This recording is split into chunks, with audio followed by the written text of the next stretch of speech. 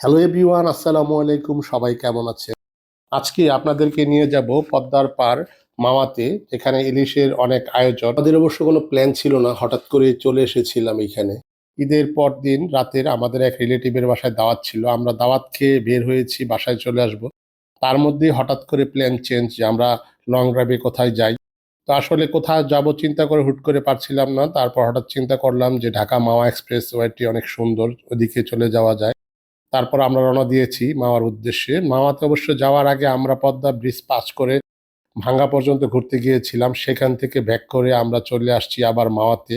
তা মাওয়াতে অবশ্য আমার আগে কখনো আসা হয়নি। আমি এত রাতের বেলা গিয়ে যখন ওইখানের পরিবেশ দেখলাম যে আসলে রাতে প্রচুর লোকের সমাগম, মানুষের মানে উপচে পড়া ভিড়। তা আমরা নিরিবিলি এই রেস্টুরেন্টে ঢুকে আমরা ইলিশ মাছ পছন্দ করতে শুরু করলাম। এখান থেকে বেছে আমরা একটা ইলিশ মাছ নিয়েছি। আমরা আসলে যেহেতু দাওয়াত খেয়েছিলাম তার জন্য আমাদের আসলে পেট ভর্তিই ছিল বলা চলে। তারপরও আসছি যেহেতু ইলিশ না খেলে নাই হয়। ইলিশ মাছ পছন্দ করে দেওয়ার পরে কাটাকাটি করে ধুয়ে তারপরে এখানে রান্নার জন্য মানে ভাজার জন্য প্রস্তুত করে নিয়েছে কুক। তো আমি আসলে দেখছিলাম কিভাবে কি করে। পাশাপাশি আমি ভিডিও করছিলাম যে আপনাদের সাথে আমি শেয়ার করব এই মুহূর্তগুলো।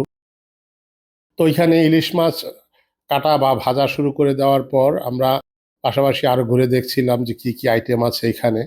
তো পরবর্তীতে দেখলাম যে এখানে আরো অনেক মাছের ঝোল বা ভর্তা বা ভাজি অনেক কিছুই ছিল, বা চিংড়ি মাছ সহ আরো অন্যান্য বিভিন্ন মাছ ছিল অবশ্য। আমার এই মুহূর্তে নাম মনে নেই। তো আমরা যেহেতু খাওয়া দাওয়া করে গিয়েছি তাই চিন্তা করেছি শুধু ইলিশ মাছের লেজের ভর্তা, ইলিশ মাছের ভাজা সহ এই টুকটাক এগুলিই খাবো। বেগুন ভাজা অবশ্যই নিয়ে নিই। ওখানে বেগুন ভাজা অনেক মজা, যেহেতু ইলিশের পাশাপাশি ইলিশের তেল দিয়েই বেগুন ভাজা মানে ভেজে থাকে। তো মামা এখানে ইলিশের ভর্তা, লেজের ভর্তা করছিল। আমি দেখতেছিলাম যে এত তাড়াতাড়ি কিভাবে আসলে এই মানে শত শত মানুষের ইলিশের ভর্তা তৈরি করে। মাছের লেজে প্রচুর কাঁটা থাকে, কিভাবে কাঁটা এখান থেকে বেছে ফেলে দেয়। পরবর্তীতে দেখলাম আসলে সবসময় কাজ করতে করতে তারা অনেক দক্ষ এবং খুবই তাড়াতাড়ি আসলে এই কাঁটা মাছ থেকে আলাদা করে ভর্তা বানিয়ে ফেললো। খুবই সুন্দর লেগেছে দেখে।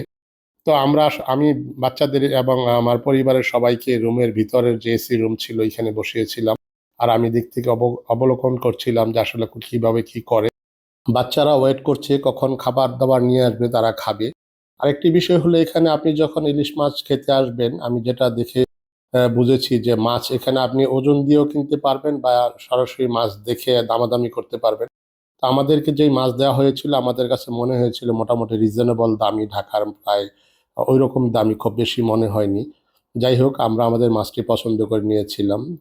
তো আমরা আসলে যেই সময়ে এত রাত্রে এখানে এসেছি, বাইরের পরিবেশ দেখে আসলে বোঝার অপেক্ষা নেই।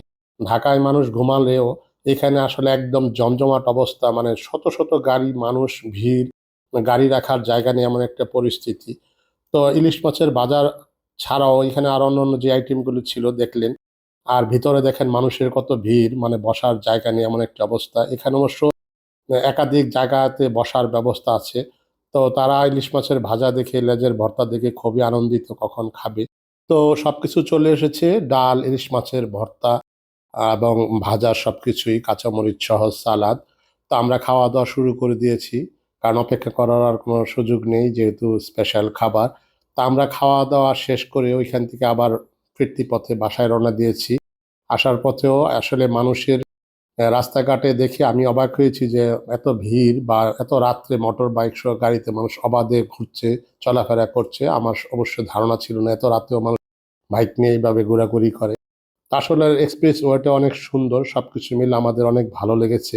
আপনারা যদি যেতে চান তাহলে অবশ্যই যেতে পারেন। জায়গাটিও সুন্দর এবং ইলিশ মাছের স্বাদ উপভোগ করতে পারেন। ভালো থাকেন। আল্লাহ হাফিজ।